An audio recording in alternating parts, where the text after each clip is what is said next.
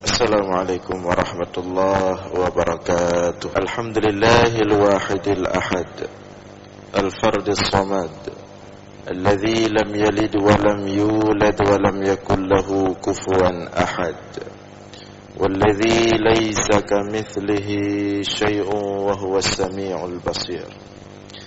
Allahumma salli wa sallim wa barik ala sayyidina wa maulana Muhammad الذي دعا الناس وأرشدهم إلى توحيد رب العباد اللهم وعلى آله وصحبه أجمعين أما بعد. Puji beserta syukur senantiasa selalu kita persembahkan kepada Allah Subhanahu wa ta'ala, Tuhan yang esa pada zatnya, yang esa pada setiap sifat-sifatnya, yang esa pada setiap af'alnya. Tidak ada satupun makhluk yang serupa dengannya dalam bentuk apapun. Selawat beriringkan salam juga kita sampaikan kepada baginda Rasulullah sallallahu alaihi wasallam, kepada seluruh keluarga dan sahabat-sahabatnya sekalian. Hadirin jamaah sekalian beserta para pendengar dimanapun berada yang dimuliakan Allah, kembali kita dalam ulasan singkat tentang ilmu tauhid. Pada subuh yang berbahagia ini kita akan melihat salah satu hadis daripada Rasulullah sallallahu alaihi wasallam yang diriwayatkan oleh Imam Al-Bukhari dalam sahihnya, demikian juga oleh Imam An-Nasai dalam sunannya, juga oleh Ibnu Majah dalam sunannya. Hadis daripada Aisyah radhiyallahu anha, annaha qalat, bahwa sesungguhnya Aisyah mengatakan, menceritakan, alhamdulillahilladzi wasi'a sam'uhu al-aswat, laqad ja'at khawlatu ila rasulillah sallallahu alaihi wasallam tashku zawjaha fakana yakhfa alayya kalamuha fa anzala Allahu azza wa jalla qad sami'a Allahu قول التي تجادلك في زوجها وتشتكي إلى الله والله يسمع تحاوركما. Dikatakan oleh Aisyah radhiyallahu taala anha, alhamdulillahilladzi wasi'a sam'uhu al-aswat, segala puji bagi Allah yang maha luas pendengarannya, al-aswat meliputi seluruh suara. Kemudian laqad ja'at, sungguh telah datang seorang perempuan bernama Khawlah. Ini cerita Aisyah. Telah datang seorang perempuan bernama Khawlah ila Rasulillah sallallahu alaihi wasallam. Ia datang kepada Rasulullah tashku zawjaha, untuk melaporkan perihal suaminya. Fakana yakhfa alayya kalamuha, kata Aisyah ketika ia berjumpa dengan Rasulullah, kemudian dia menyampaikan perihal suaminya.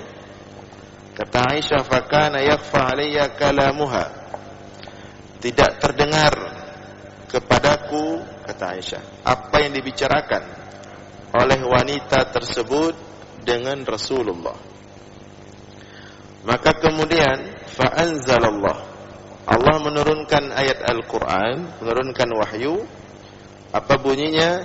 Qad sami'a Allahu qawla allati tujadilu fi zawjiha wa tashtaki ila Allah wallahu yasma'u tahawurakuma.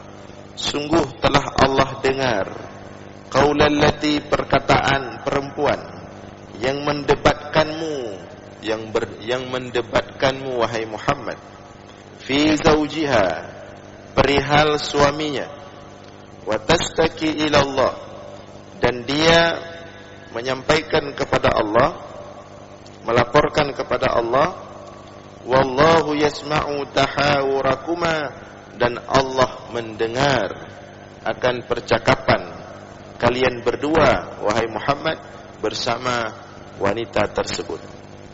Jadi Aisyah enggak dengar karena kecil suara, bisik-bisik karena perihal suami. Maka kemudian begitu turun ayat, baru Aisyah tahu apa yang dibicarakan oleh perempuan itu dengan Rasulullah sallallahu alaihi wasallam. Jadi kata Aisyah, yang pertama kata Aisyah, alhamdulillahilladzi wasi'a sam'uhu al-aswat. Segala puji bagi Allah yang pendengarannya itu maha luas, meliputi segala suara, sekecil apapun suara itu. Bahkan suara yang tidak terdengar, suara hati, suara ucapan yang ada di dalam hati, didengar oleh Rasulullah, didengar oleh Allah. Nah, di sini yang pertama, wasi'a sam'uhul aswat. Di sini ada sifat Allah, sifat sama', sifat as-sam'u, Allah yang maha mendengar. Sifat sama' merupakan salah satu sifat Allah yang masuk dalam kategori sifat ma'ani. Sifat ma'ani. Ada 7 sifat Allah yang masuk dalam kategori sifat ma'ani. Qudrah, iradah, ilmu, hayah, sama, basar, kalam. 7 sifat Allah yang merupakan sifat-sifat ma'ani. Qudrah, iradah, ilmu, hayah, sama, basar, kalam. 7 sifat ma'ani. Dan itulah dasar sifat-sifat Allah. Kemudian dengan Allah bersifat seperti itu, dengan Allah bersifat ma'ani, timbullah ma'nawiyah. 7 lagi. Qadirun, muridun, alimun, hayyun, sami'un, basirun, mutakallimun. Itu sifat ma'nawiyah 7. Dari mana datang sifat ma'nawiyah yang 7 itu? Dari sifat ma'ani tadi. Dari sifat qudrah timbul sifat qadirun. Dari sifat iradah timbul sifat muridun. Dari sifat ilmun timbul sifat alimun.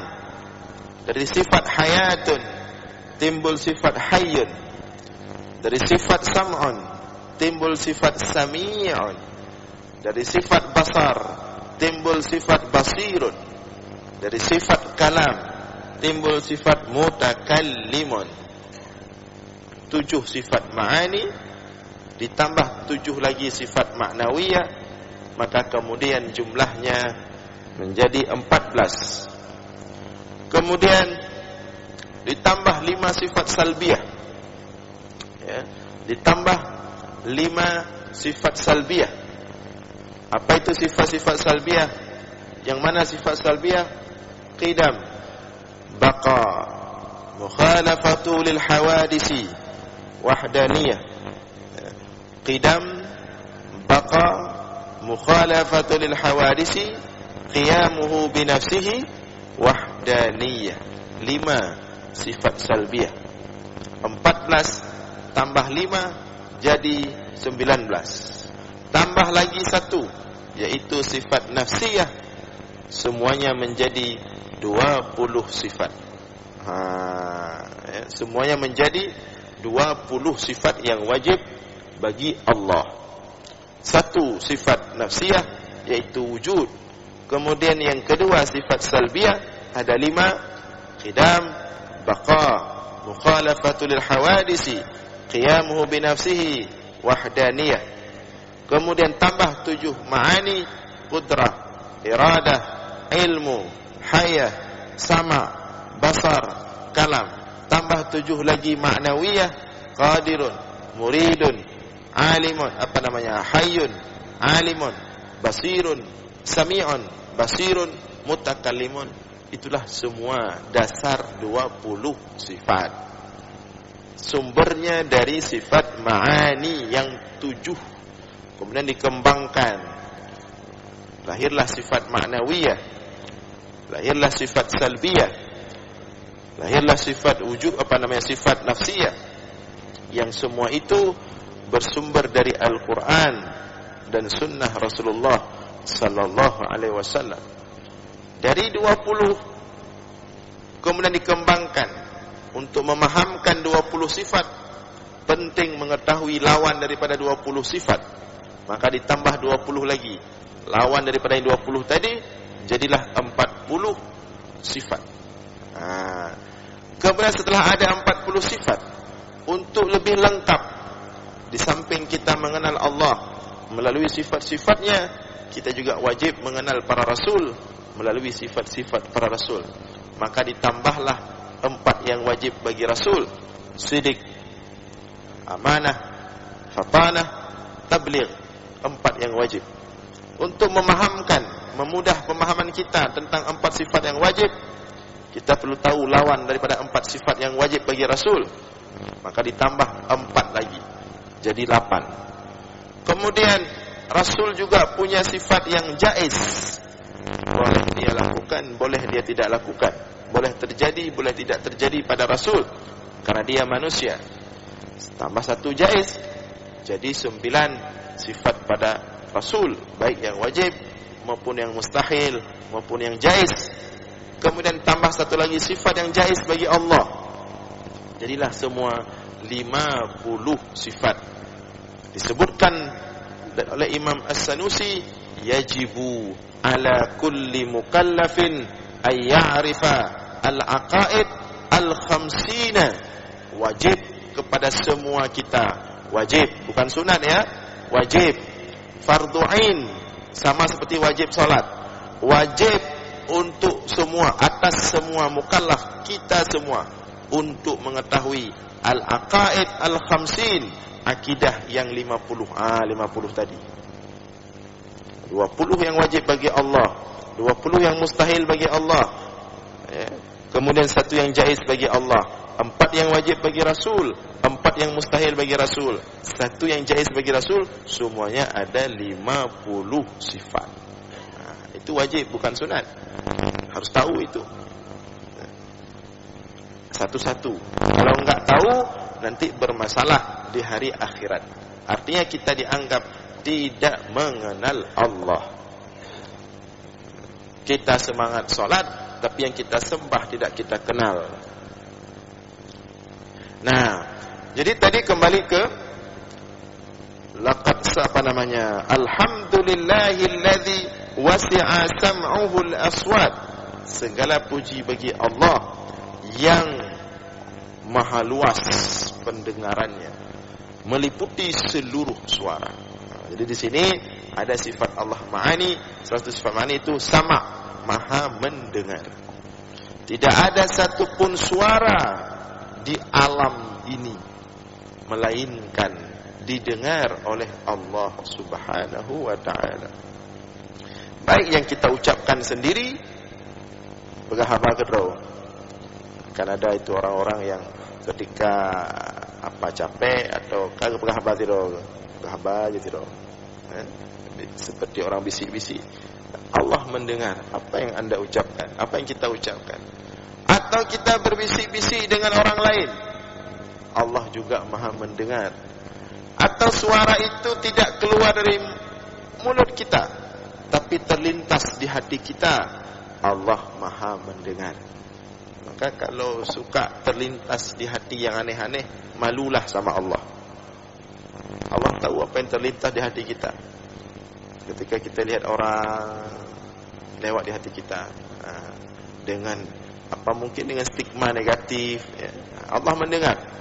Lihat orang ini dengan penampilan seperti ini, hati kita berbicara, kenapa si fulan seperti ini, seperti ini. Allah Maha mendengar. Jadi malulah kalau aneh-aneh isi hati, malulah sama Allah.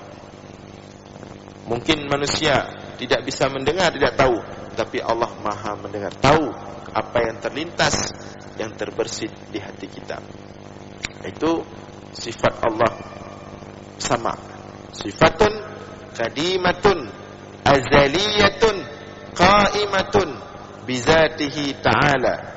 Sifat sama adalah satu sifat yang qadim, lagi azali, artinya qaimatun, ada pada Allah tanpa awal keberadaannya. Itu sifat sama, sifat qadim. Nah, kemudian Aisyah memberikan contoh. Ada kasus seorang wanita namanya Khawlah binti Sa'labah.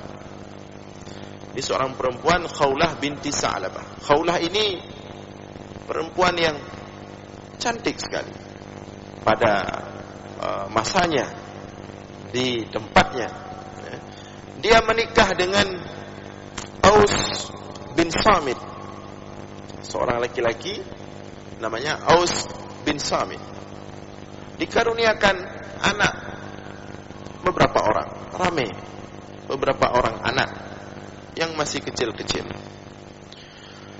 Sebuah rumah tangga seperti biasanya rumah tangga orang lain, hingga suatu hari terjadilah masalah yang kemudian sampai turun ayat Al-Quran. Apa masalahnya? Khawlah binti Samit ini sedang sholat.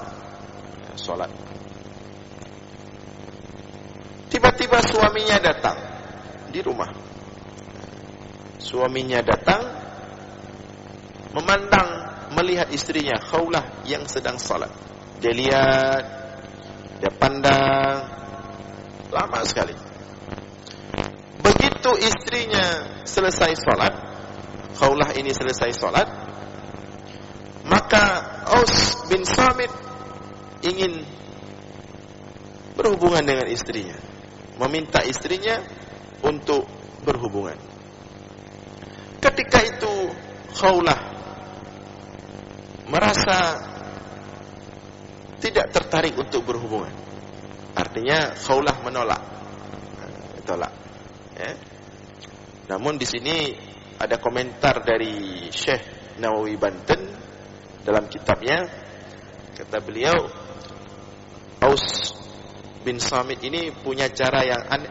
Kadang-kadang dia punya cara yang agak aneh dalam menggauli istrinya, yang membuat istrinya ini kadang-kadang merasa tidak nyaman dengan cara Aus bin Samit, sehingga kadang-kadang istrinya keberatan. Kadang-kadang terjadi hal yang tidak biasanya, tidak normal. Maka Khawlah keberatan. Ketika itu Khawlah keberatan ketika diajak oleh suaminya, maka Khawlah menolak. Ternyata suaminya Aus bin Samit tersinggung, marah dia, emosi. Seketika dia mengatakan, anti alayya ka dhahri ummi. Kata suaminya kepada Khawlah, anti alayya ka dhahri ummi. Wahai Khawlah, engkau bagiku seperti punggung ibuku, seperti ibuku. Itu lafaz talak pada masa jahiliyah. Lafaz talak yang kemudian kita kenal di di syariat kita dengan lafaz zihar. Lafaz zihar. Ketika kita menyamakan istri kita dengan ibu kita, maka kita haram menyentuh dia. Karena kita telah memposisikan dia seperti ibu kita.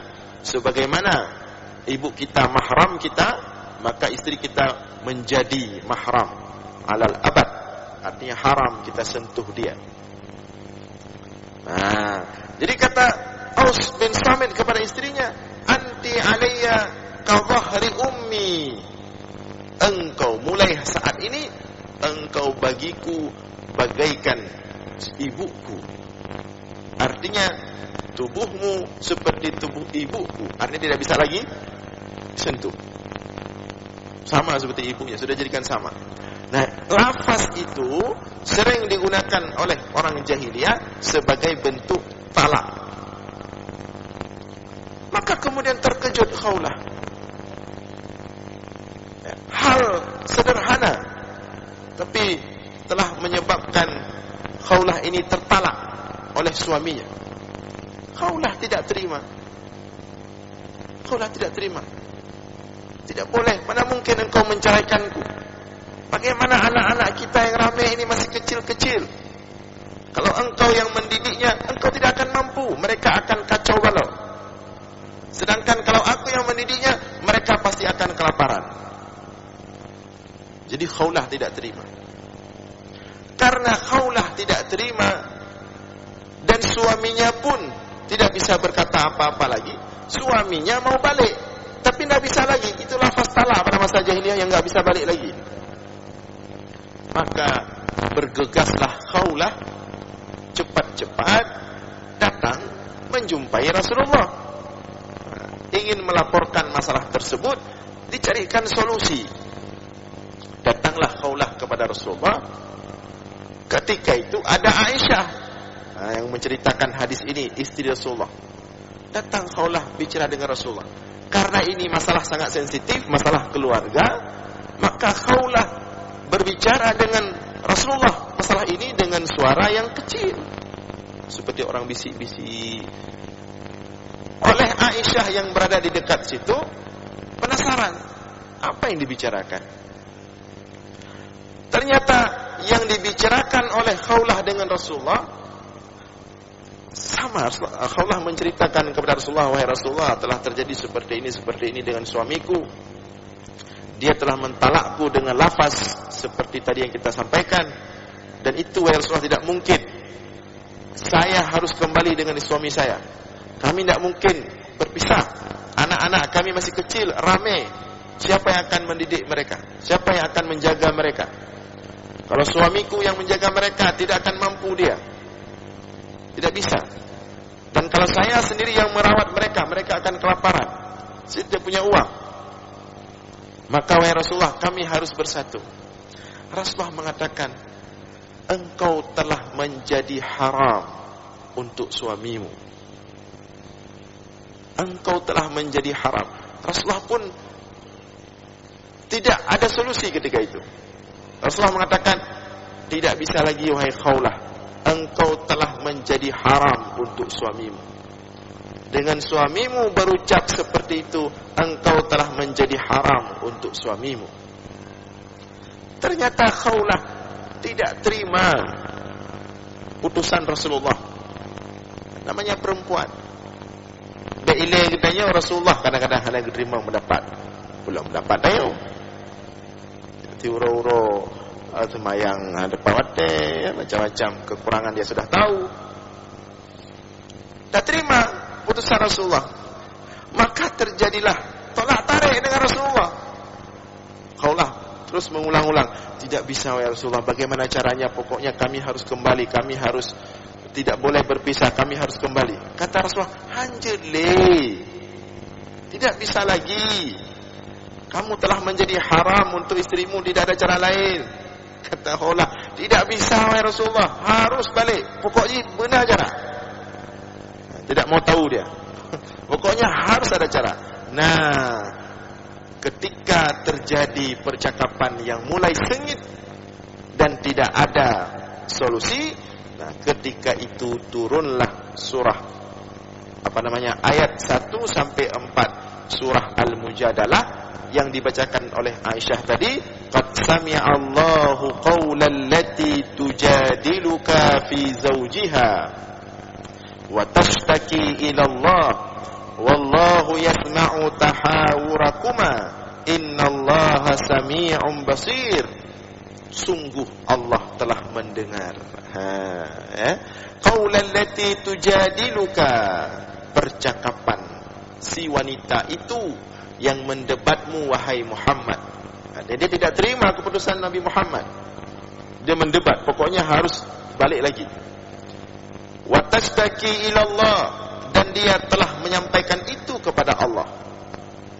Wallahu yasma'u tahawurakuma, dan Allah mendengar percakapan kalian berdua. Innallaha sami'un basir, sesungguhnya Allah Maha mendengar lagi Maha basir, Maha melihat. Kemudian Allah kasih solusi. Ayat berikutnya, alladzina yudhahiruna minkum min nisaihim ma hunna ummahatihim inna ummahatuhum illa allai waladnahum wa annahum layaquluna munkaram minal qaul wa zura wa innallaha laghafurur rahim. Walladzina yudhahiruna min nisaihim thumma ya'uduna lima qalu, kata Allah, dan orang-orang yang mengziharkan istrinya, yang mengatakan tadi, engkau sudah kuanggap seperti badanmu sudah kuanggap seperti badan ibuku, kakimu sudah kuanggap seperti kaki ibuku, punggungmu sudah kuanggap seperti punggung ibuku. Orang itu namanya zihar. Nah, orang-orang yang menziharkan istrinya seperti itu, apakah dia bisa kembali dengan suaminya? Kata Allah, bisa dia kembali dengan suaminya. Baru turun solusi dari Allah, jawaban dari Allah, bisa dia kembali, tapi dengan syarat fatahriru raqabah min qabli ayyatamasa, sebelum mereka bisa kembali, sebelum mereka bisa bersentuhan kembali, mereka harus, suaminya itu harus memerdekakan raqabah, satu orang budak.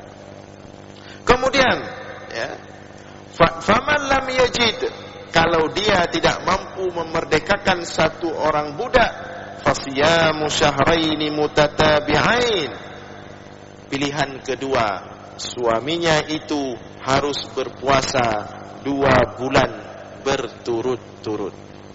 Itu opsi kedua. Kemudian opsi ketiga, faman lam yastati', barang siapa yang tidak mampu juga, fa it'amu sittina miskina, maka solusi terakhir, dia wajib memberikan makan 60 orang yang miskin. Maka senang sekali Khawlah ketika itu. Artinya akhirnya ada yang mendengar laporan dia, ada yang mendengar keluhan dia, dan ternyata akhirnya ada solusi. Cepat-cepat dia pulang balik dengan suaminya, dia sampaikan telah turun ayat Al-Quran untuk memberikan jawaban bahwa kita bisa bersatu kembali. Maka kemudian ketika itu suaminya Aus bin Samit menyesal dan segera melakukan apa yang diperintahkan oleh Allah melalui ayat yang turun tadi. Nah, hadirin sekalian yang dimuliakan Allah. Jadi ini salah satu contoh kasus yang disampaikan oleh Aisyah, bagaimana Allah itu punya sifat maha mendengar. Maka oleh karena itu, kalau ada masalah, sampaikan kepada Allah. Istri-istri kalau ada masalah dengan suami, sampaikan dulu kepada Allah, jangan langsung gugat cerai ke mahkamah syariah. BBU gugat cerai. Di Aceh besar, berapa bulan terakhir ratusan kasus. Setiap tahun seluruh Aceh belasan ribu kasus. Ini pakai cara khawlah. Sampaikan kepada Allah. Minta solusi kepada Allah. Jumpa dengan Rasulullah. Enggak ada Rasulullah, jumpa dengan orang-orang berilmu. Minta solusi. InsyaAllah akan ada solusi terbaik untuk kebaikan si suami dan si istri. Jangan langsung kemudian ambil keputusan menggugat cerai. Makanya kita lihat rata-rata yang berkasus itu orang yang tidak sholat, yang memang hendak sembahyang. Begitu ada masalah nggak ada solusi. Yang kedua, memang orang-orang yang tidak ikut pengajian, sholat tidak, ilmu tidak ada, belajar pun tidak mau, sehingga ketika ada masalah buntu. Maka di sini kita perlu belajar sama khawlah. Dan istri-istri semua harus belajar sama Khawlah. Hati-hati mengambil keputusan dalam rumah tangga, belajar sama Khawlah. Seorang perempuan yang berani mencari solusi terhadap masalah keluarganya. Dan solusi yang dia cari dengan cara yang baik. Dia datang ke Rasulullah. Kita datang ke ulama, orang-orang yang memang berkompeten, memiliki ilmu dan kebijaksanaan. Kemudian sampaikan kepada Allah. Karena dua tadi yang dilakukan oleh Khawlah. Yang pertama, tujadiluka fi zawjiha. Dia datang ke Rasulullah. Yang kedua, watastaki ilallah. Dia mengeluhkan itu, dia sampaikan itu kepada Allah dan dia minta solusi kepada Allah. Akhirnya Allah turunkan ayat Al-Quran tentang hukum zihar, bukan hanya untuk Khawlah, tapi berlaku kepada seluruh umat Islam di seluruh dunia sampai hari kiamat. Berkat tadi cara baik yang ditempuh oleh Khawlah. Nah, hadirin sekalian yang dimuliakan Allah, demikian untuk subuh ini, mudah-mudahan ada manfaat. InsyaAllah kita lanjutkan subuh Jumat yang akan datang. Aqulu qawli hadza wa astaghfirullah li wa lakum. Wassalamualaikum warahmatullahi wabarakatuh.